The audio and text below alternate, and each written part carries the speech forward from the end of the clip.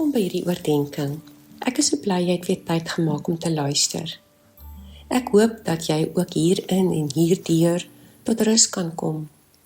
Dat jy God se vrede om jou sal voel en dat jy sal beleef dat hy in jou is, saam met jou leef. Dat hy in jou glo en dat hy jou onvoorwaardelik liefhet. 'n onderwyser het 2 kinders met dieselfde naam in die klas gehad. Die een Pieter was 'n vrolike, hoogs intelligente kind met pragtige maniere.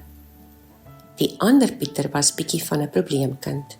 Nie dom nie, maar sonder selfvertroue en daarom het hy die hele tyd aandag probeer trek, anders selfs afgeknou.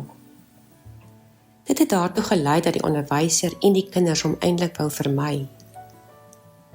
By die eerste ouer onderwyser aand van daardie jaar kom 'n vriendelike ouerpaar vroeg aand al na die onderwyser en vra vir hom hoflik: "Hoe vorder Pieter in jou klas?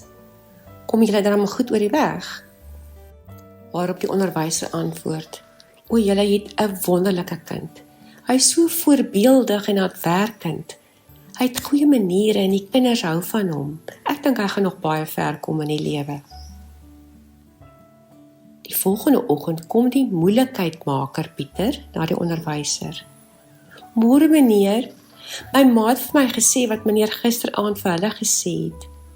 "Dankie meneer, niemand het nog ooit sulke mooi dinge van my gesê nie, dankie."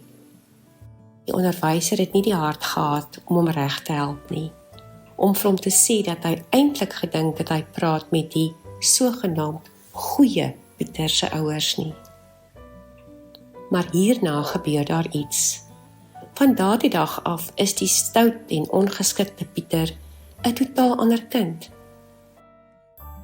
Hy was netjies, huiswerk was volledig gedoen, hy het met belangstelling in die klas deelgeneem, hy was aangenaam met die kinders rondom hom, sommer gou vriende gemaak van eertydse vyande. En so, met goeie positiewe opmerking van 'n onderwyser, het 'n kind se lewe totaal verander. Hy het anders oor homself gedink, sy lewe radikaal verander, hard gewerk en uiteindelik het hy 'n baie gewilde en suksesvolle chirurg geword. 3 dinge wat hierdie storie wat deur James Dobson vertel is my geleer het is: 1.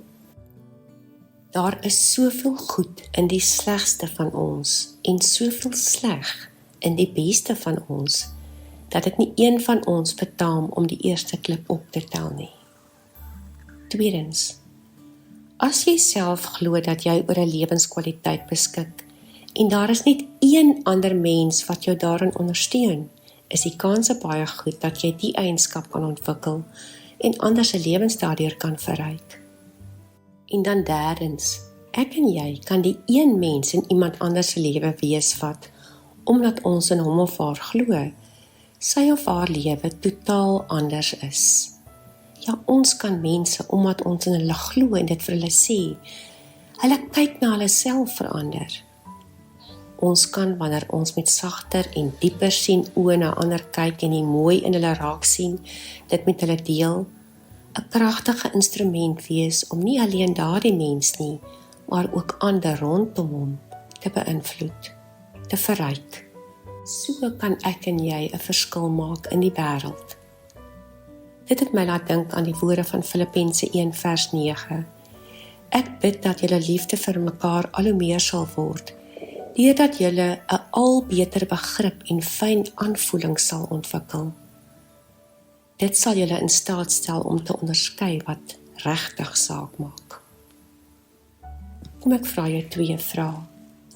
Wie is die mens of mense wat in jou geglo het of vandag aan jou glo en wat aan jou dink oor jouself 'n reuse verskil maak?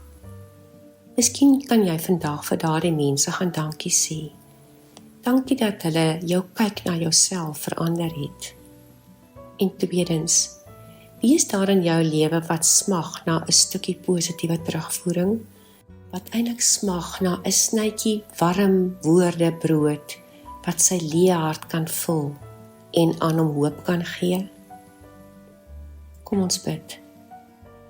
Here, dankie vir die mense wat U in my lewe geplaas het, met my gehelp het om in myself te glo. Vandag besef ek maar net weer dat ek ook so groot verskil in ander se lewens kan maak. Dit terwyl ek baie keer eerder met kritiese en veroordelende filters na ander mense se foute kyk.